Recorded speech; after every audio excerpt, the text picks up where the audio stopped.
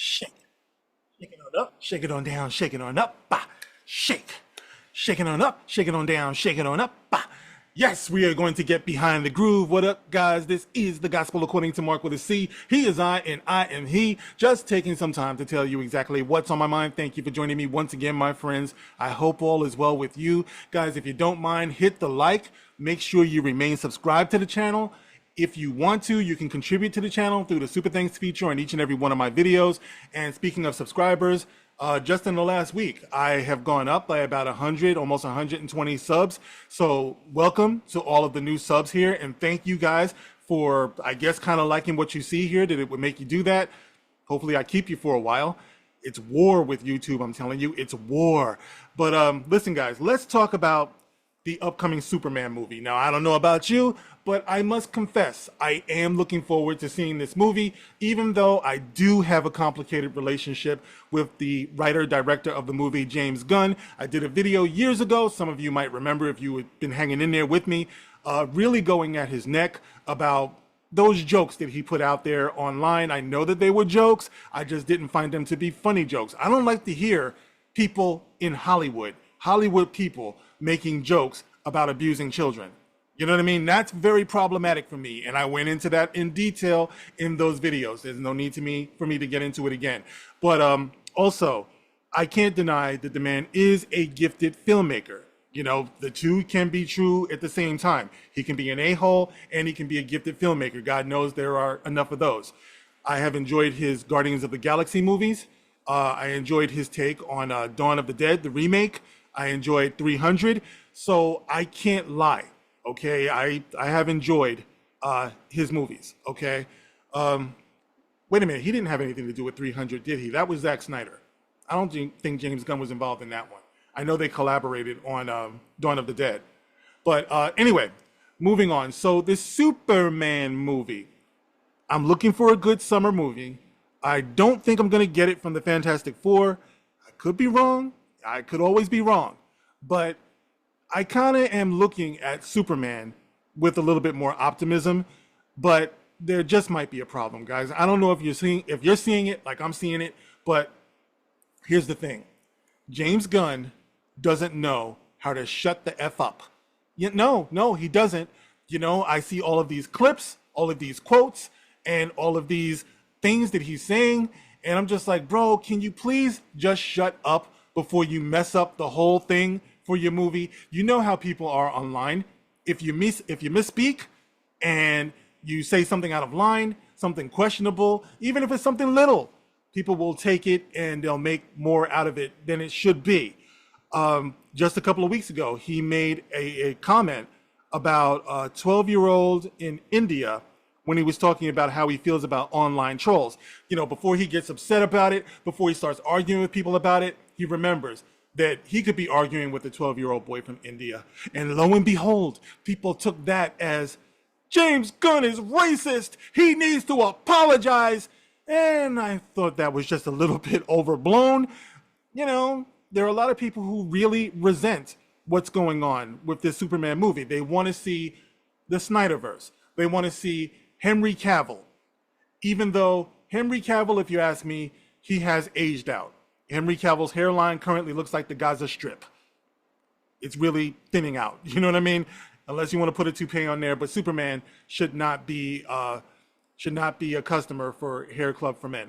That's how I feel about it. It's probably time to swap out. And so we have David Corenswet. And okay, I was a big fan of Superman and Lois. I wish they had gone on with that. I really was enjoying Tyler and Bitsy, you know, and everything. But okay, this is what they do. They recast. This is a perfectly normal, reasonable thing to expect that people would do. But anyway, so James Gunn is mouthing off, and he just said something that kind of has me worried that people are going to pick up on this, and it might just kill some of the buzz of his upcoming Superman movie. So let me show you what I'm talking about, and you can tell me if you think what I'm saying might be true, okay? So this is on the Sunday Times, thetimes.com. Headline, James Gunn, some people will take offense at my new Superman. See, right there, guys, right there.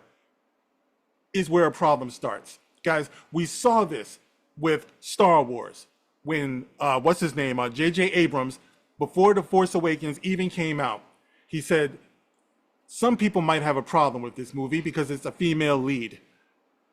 Nobody was asking for that, bro. Nobody was asking you to speculate about that. Everybody knows that there are sexist people in the world. Everyone knows there are miserable people in the world who won't like a movie for some petty reason.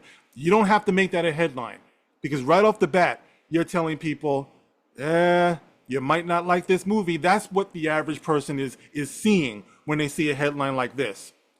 The director reveals why his superhero reboot has jokes, politics, and is only 2 hours long. He's the Man of Steel the world needs now. What the world needs now is Kal-El. All right, so there it is. You know, he's a fine-looking Superman, no matter how you might feel about the uniform. And yes, I am a fan of the Speedos. Yeah, I am, because it's classic. I'm used to seeing it. It doesn't make any sense that he would wear his drawers on the outside of his tights. But there it is, okay? That is Superman. So going on, what do you guys think? Are you more on the side of him wearing the underoos or not wearing the underoos? I know, what a J question, but there it is. Superman is back, and has this divided, destructive world ever needed him more? The superhero was created by Joe Shuster and Jerry Siegel, American sons of Jewish immigrants, who first mentioned the character in a 1933 story about a villain who uses a mind-controlling drug to make money and mischief. Well, fast forward 92 years later, and we have social media doing just that for us. And a Superman film has rarely felt more timely. The new movie comes to a planet that feels like it could do with a man who has the ability to turn back time. Okay, so it says here, Superman, directed by James Gunn, is a triumph. A triumph.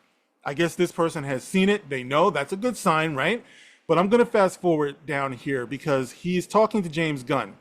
And James Gunn begins by saying, there are 3 things I don't ever need to see again in a superhero movie, says Gunn, an amicable, booming, bullish 58-year-old who gets to the point. I don't need to see pearls in a back alley when Batman's parents are killed. I don't need to see the radioactive spider biting Spider-Man. And I don't need to see baby Kal coming from Krypton in a little baby rocket. We've watched a million movies with characters who don't have their upbringing explained. Like when we see Goodnight and Good Luck, we don't need to know the early life of Edward R. Morrow to explain how he became a journalist. Who cares? He says. Okay, dude, first thing I got a problem with, that quote, that whole reasoning right there. Now, I know there's a lot of people who agree. We've seen these origin stories millions of times. But that's because we're old, okay?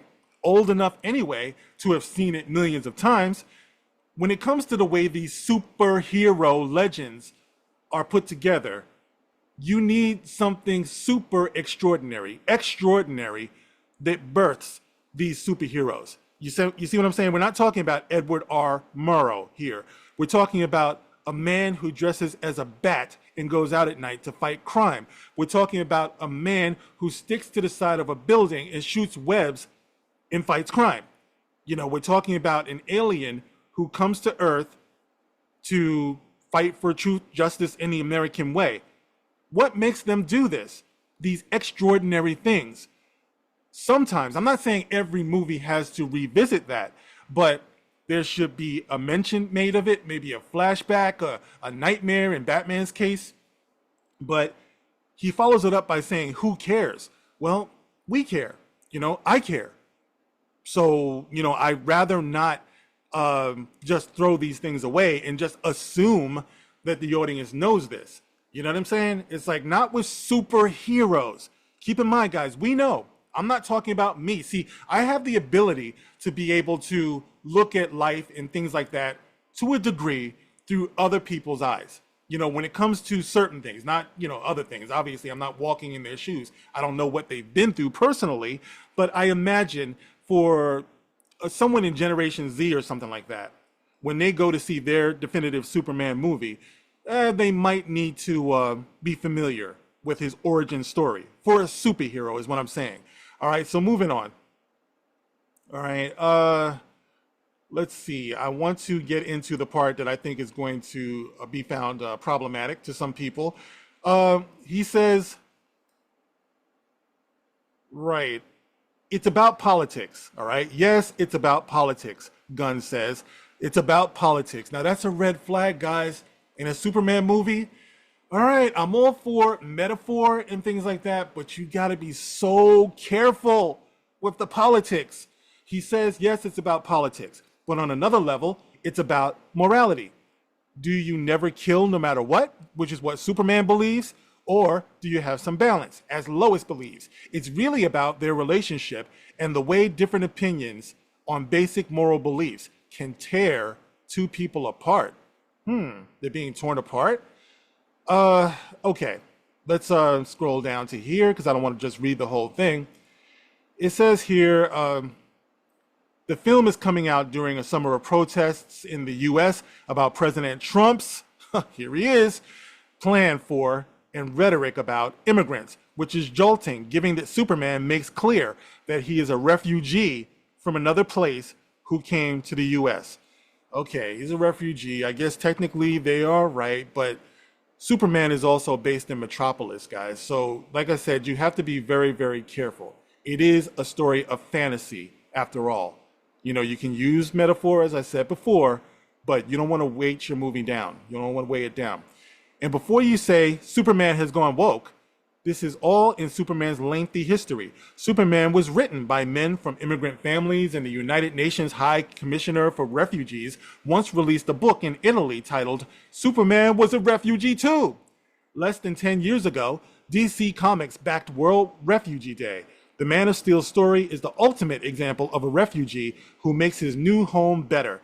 In the edition of Action Comics number 987, Superman saves a group of undocumented workers from a violent racist. Oh boy.